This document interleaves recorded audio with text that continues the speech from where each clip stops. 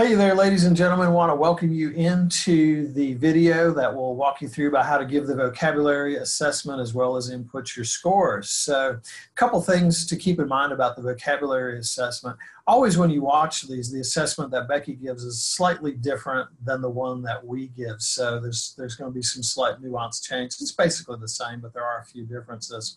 A few things to keep in mind. First of all, your green sheet inside the yellow vocabulary folder has the definitions that we're looking for. So familiarize yourself with these a little bit before you give the assessment. You can also keep that with you to use it as a kind of a cheat sheet as the students are giving their responses. So that's what's on the green sheet.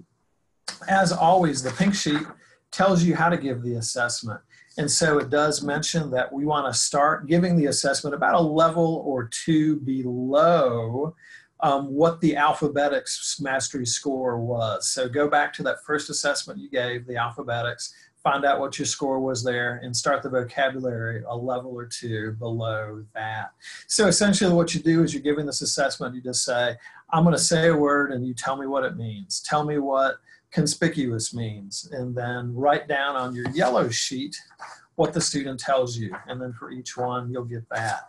If the student sometimes misinterprets what you say and they may start giving a definition for another word, if that's the case, you can say, I'm going to say the word again. Tell me what conspicuous means, and then the student will go give you that definition. If the student doesn't give you as much as you would like to hear and you're still kind of wondering whether they understand it or not, you can say, tell me more. And an acceptable definition is one in which the student uses the word in the definition. They can do that as long as the other things they say make it clear that they understand what the word means. So don't disqualify them just because they use the word they're defining in the sentence. If the other things they say make it clear they understand what it means, you can give them credit for that definition. That's perfectly fine. So that's a little bit about how to give it. Now we're going to change the share option here, and we're going to go and look at how we input the scores inside the course. So we're going to go down to the vocabulary assessment. We're going to click in there. That's going to bring up vocabulary assessment. As always, we swing into the portfolio. We go down to where it says record assessments. And as always, we do add new student. We'll click there. And the little box will come up.